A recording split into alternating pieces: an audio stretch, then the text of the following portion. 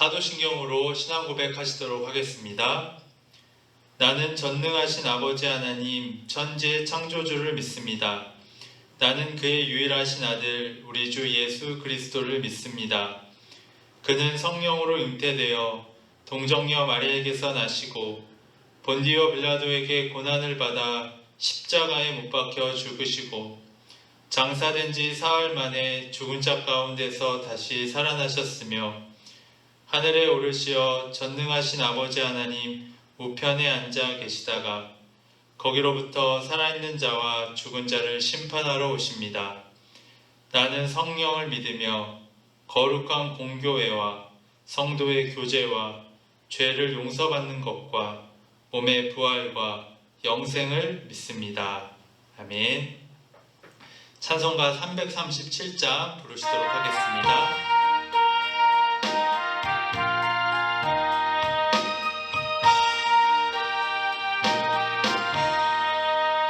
내 모든 시험 무거운 짐을 주 예수 앞에 아뢰이며 근심에 쌓인 날 돌아보사 내 근심 모두 맡으시네.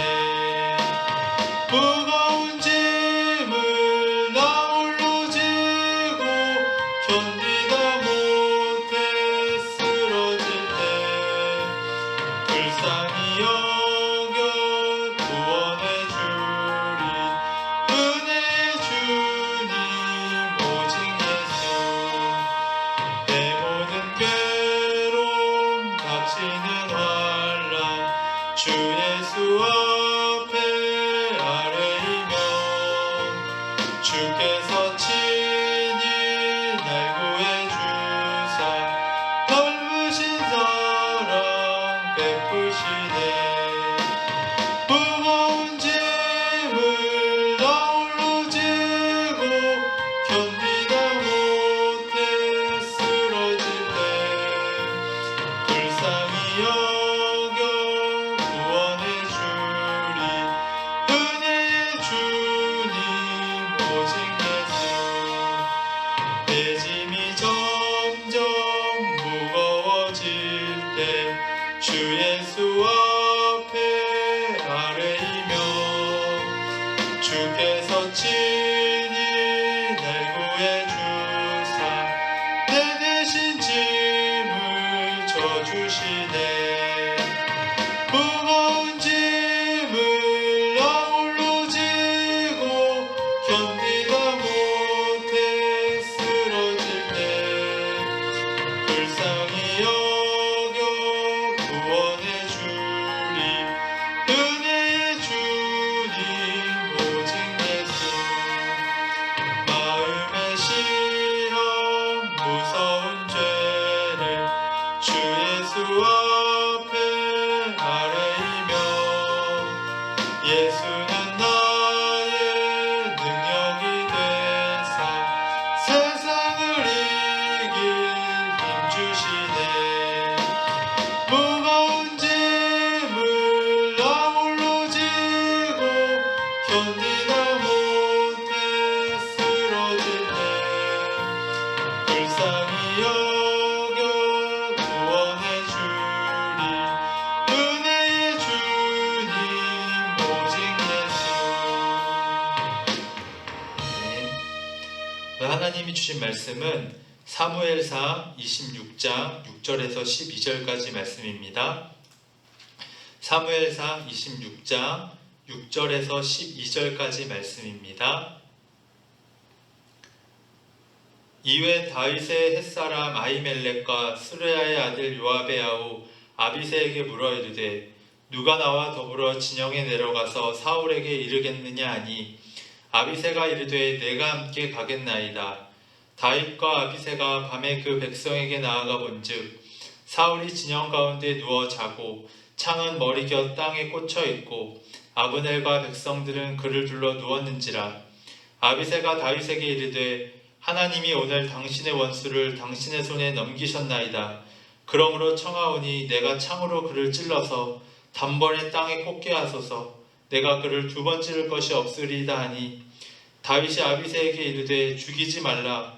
누구든지 손을 들어 여호와의 기름 부음 받은 자를 치면 죄가 없겠느냐 하고 다윗이 또 이르되 여호와께서 살아계심을 두고 맹세하노니 여호와께서 그를 치시리니 혹은 죽을 날이 이르거나 또는 전장에 나가서 망하리라. 내가 손을 들어 여호와의 기름 부음 받은 자를 치는 것을 여호와께서 금하시나니 너는 그의 머리 곁에 있는 창과 물병만 가지고 가자 하고 다윗의 사울의 머리 곁에서 창과 물병을 가지고 떠나가되 아무도 보거나 눈치채지 못하고 깨어있는 사람도 없었으니 이는 여호와께서 그들을 깊이 잠들게 하셨으므로 그들이 다 잠들어 있었기 때문이었더라. 아멘. 오늘도 주님의 은혜가 가득한 하루 되시기를 바랍니다. 특별히 오늘 추석 명절인데 정말 주님이 부어주시는 크고 넘치는 은혜가 차고 넘치시는 모든 성도님들의 삶이 되시기를 주님의 이름으로 바랍니다. 오늘 말씀을 보면 다윗이 사울이 이제 쫓아온 것을 보고 이제 사울이 어떻게 하고 있나 보러 내려가게 됩니다. 아비새란 사람과 함께 사울의 진영을 살피러 내려가는데요. 그 살피러 갔는데 거기 있는 사람들이 다 자고 있는 것입니다. 지금 다윗과 아비새가 간 상황은 아무도 보는 사람도 없고 아무도 깨어있는 사람이 없고 이상하게 모두가 자고 있었던 것이죠. 그러니 그때 아비새가 지금이 기회라며 다윗에게 자기에게 명령만 내린다면 자기가 가서 사울을 죽이겠다 말하고 있습니다. 그런데 다윗은 24장에서도 살펴보았던 것처럼 엔게디 그 근처의 광야의 동굴에서 사울이 들어왔음에도 불구하고 다윗이 그의 옷자락만 베었던 것처럼 이번에도 다윗은 아비새에게 내가 사울을 죽이지 않을 것이라고 말합니다. 하나님께서 기름 부음 받은 자를 함부로 내가 손댈 수 없다라고 이야기한 것이죠. 그냥 인간적인 생각으로 보면 다윗은 사울을 죽여야 지금 더 이상 도망치지도 않게 되고 왕으로 세워질 수도 있을 것 같습니다. 그런데 이러한 상황에서 다윗은 하나님이 기름 부음 받은 자를 내가 손댈 수 없다. 내가 조금은 억울하고 내가 생명의 위협을 느낀다 할지라도 하나님을 내가 굳게 신뢰하며 나아가겠다 고백하고 있는 장면입니다. 그런데 다윗은 그저 맹목적으로 하나님을 믿는 것이 아니라 내가 이렇게 억울하고 내가 이렇게 힘든 상황을 하나님께서는 분명히 해결해 주실 것이라는 믿음이 있었던 것이죠. 그렇기 때문에 하나님은 이 어려운 상황 속에서도 나를 건지실 것이라는 믿음이 있었기 때문에 인간적인 방법으로 그 문제를 해결하려 하지 않았다라는 것입니다. 그래서 그가 사울을 죽이지 않게 되고 그의 그 텐트 안에서 물병과 창만 가지고 나오게 되는 것이죠. 사울은 광야 동굴에서도 다윗이 죽이지 않고 살려줬을 때 정말 그가 감사하는 것 같았지만 또 다윗을 죽이러 왔습니다. 그런데 다윗은 다시 한번 사울을 살려주고 있는 것이죠. 더 이상 인간의 방법으로 복수하지 아니하고 하나님의 말씀대로 믿음대로 주님을 굳게 신뢰하며 믿음대로 행동했던 것입니다. 오늘 이 다윗의 모습을 보면서 우리도 이러한 모습은 없는지 한번 살펴보셨으면 좋겠습니다.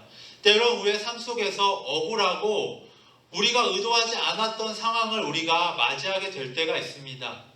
그럴 때 당연한 기본적인 생각은 우리의 인간적인 방법으로 그 문제들을 해결하고 싶습니다. 그냥 내가 원래 습관적으로 해오던 대로 행하고 싶은 게 인간의 본성이죠. 그런데 다윗이 그 인간적인 방법으로 그 문제를 해결하지 않았던 것처럼 오늘 우리에게도 우리가 항상 어떤 일이 발생했을 때 우리는 우리의 습관대로 우리의 인간적인 육정대로 반응하는 자가 아니라 인간의 본성대로 반응하는 자가 아니라 믿음으로 반응하는 자로 살아가기를 하나님께서 원하신다는 것입니다. 그렇기 때문에 이런 반복적인 상황을 다윗에게 계속해서 허락하신 이유는 다윗을 훈련시키기 위함이었던 것이죠.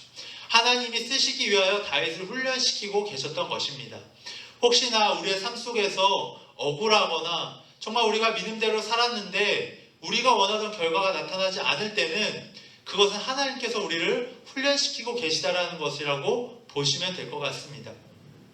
지금 이 코로나 상황 가운데에서도 이 코로나가 어쩌면 하나님께서 우리 인간의 탐욕을 끊고 우리가 우리의 욕심대로 나아가던 정말 그 행동을 끊고 하나님의 말씀을 다시 한번 생각하게 하시고 하나님이 만드신 이 창조 질서를 다시 한번 생각하게 하시고 다시 한번 우리에게 훈련시키시고 우리에게 무언가 말씀하고자 싶어 하시기 때문에 이 상황을 허락하시는 것일 수 있습니다.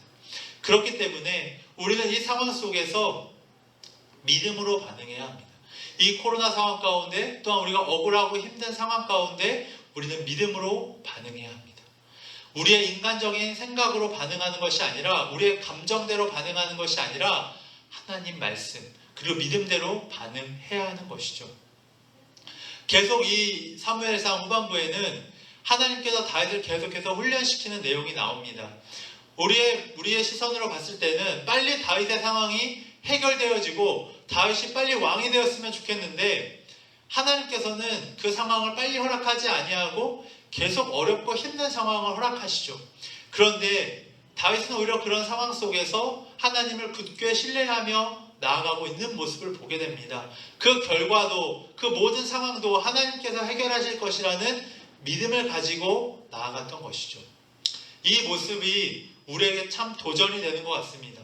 다윗의 모습이 우리에게 도전이 되는 것이죠. 다윗이 뭔가 특별하고 뭔가 대단한 사람이었기 때문에 그가 그렇게 할 수 있었던 것이 아니라 그도 우리와 똑같은 사람이었지만 그 힘들고 어려운 상황 속에서 어떻게든 하나님을 붙잡으려고 했던 그 모습을 통해서 하나님께서는 그를 준비시키시고 훈련시키셨던 것입니다.